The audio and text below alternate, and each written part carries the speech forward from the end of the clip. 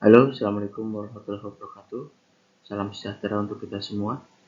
Perkenalkan, nama saya Andi Susanto, mahasiswa dari Universitas Siber Asia. Pada kesempatan kali ini, saya akan membahas presentasi ujian akhir semester dari program pendidikan manajemen, khususnya mata kuliah manajemen proyek. Tema yang akan saya eksplorasi adalah meningkatkan kesehatan dan kesejahteraan karyawan. Bersama-sama kita akan menggali solusi dan strategi manajemen proyek yang berfokus pada aspek kesehatan dan kesejahteraan untuk menciptakan lingkungan kerja yang lebih baik. Jadi mari kita mulai eksplorasi kita menuju pemahaman yang lebih mendalam tentang bagaimana manajemen proyek dapat menjadi kunci untuk meningkatkan kualitas hidup dan produktivitas karyawan.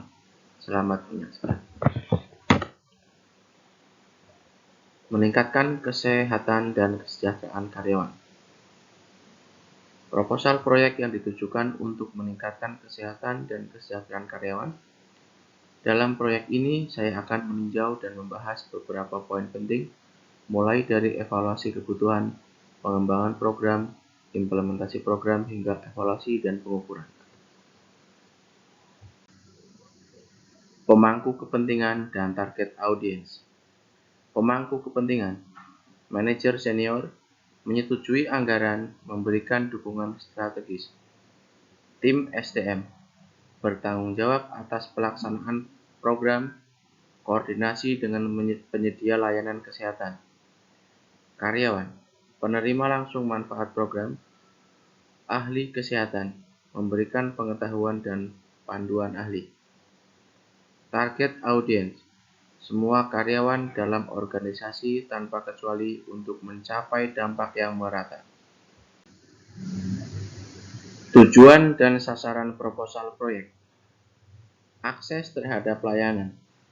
Menyediakan akses mudah dan terjangkau untuk layanan kesehatan mental dan fisik. Peningkatan kesadaran. Meningkatkan kesadaran kesehatan mental dan fisik melalui edukasi dan seminar rutin. Lingkungan kerja yang mendukung. Membangun lingkungan kerja yang mendukung dan mempromosikan kesehatan secara keseluruhan. Ringkasan eksekutif. Strategi bisnis. Corporation memperkenalkan program kesehatan dan kesejahteraan karyawan untuk meningkatkan produktivitas dan kebahagiaan di tempat kerja. Sasaran, memperbaiki kesehatan dan kesejahteraan karyawan dengan meningkatkan kesadaran, mendukung, dan melindungi. Gambaran program. Program berisi rangkaian kegiatan yang meliputi pemanfaatan klinik kesehatan, promosi kesehatan, olahraga dan yoga, serta edukasi lingkungan kerja yang sehat. Pendahuluan dan evaluasi kebutuhan. Proyek dimulai dengan melakukan evaluasi kebutuhan dan evaluasi awal.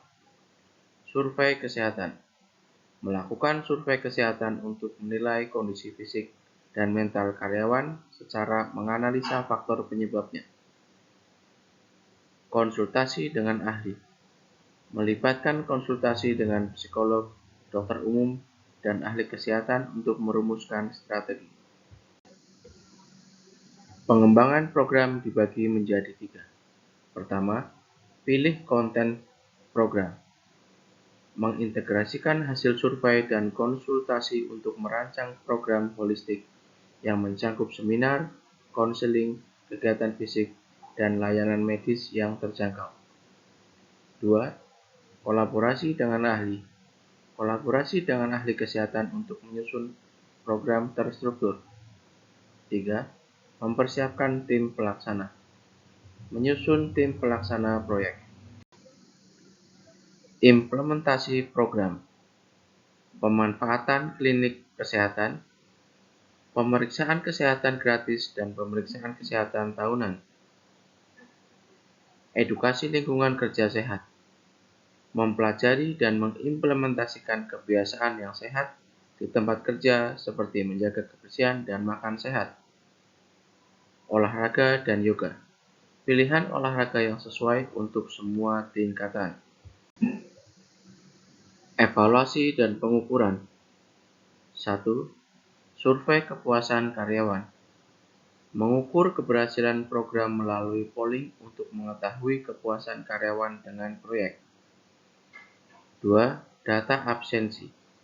Melacak pengurangan absen karyawan untuk mengukur hasil program. 3. Analisis kesehatan. Mempelajari data kesehatan karyawan setelah melakukan proyek.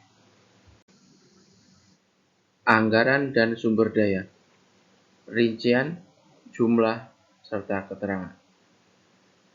Pertama, pengembangan program dengan biaya Rp5 juta untuk mencangkup biaya pengembangan program.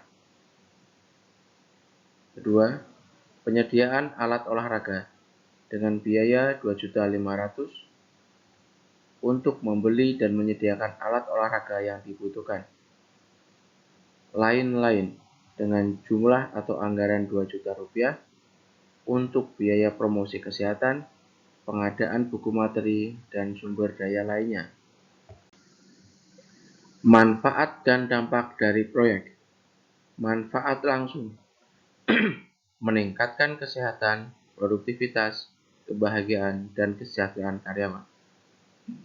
Manfaat tidak langsung. Penurunan absensi, peningkatan loyalitas karyawan, dan peningkatan citra perusahaan. Dampak. 1. Memberikan manfaat kesehatan dan kesejahteraan bagi karyawan, berdampak pada peningkatan produktivitas, kemajuan perusahaan, dan kebahagiaan. 2. Membangun citra perusahaan yang peduli terhadap kesejahteraan karyawan. 3. Menjadi landasan bagi budaya kerja yang inklusif dan berfokus pada kesehatan. Jadwal waktu yang dibutuhkan. 1. Pendahuluan dan evaluasi kebutuhan.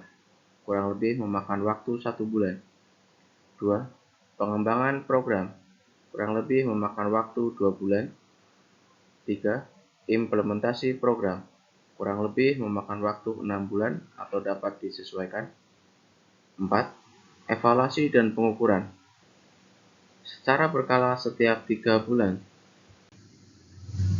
Ekspektasi hasil proyek. Diharapkan proyek ini mampu meningkatkan kesehatan dan kesejahteraan karyawan, serta memperbaiki produktivitas dan absensi. Selain itu, untuk meningkatkan kebahagiaan kerja dan kesehatan umum anggota organisasi. Kesimpulan dan rekomendasi. Proyek ini dapat memberikan dampak yang signifikan bagi karyawan dan kemajuan perusahaan. Direkomendasikan agar program tersebut terus ditingkatkan dan dijaga untuk membawa hasil yang optimal bagi perusahaan dan karyawan di masa mendatang. Baik, kurang lebih seperti itu presentasi dari saya. Saya akhiri, terima kasih. Assalamualaikum warahmatullahi wabarakatuh.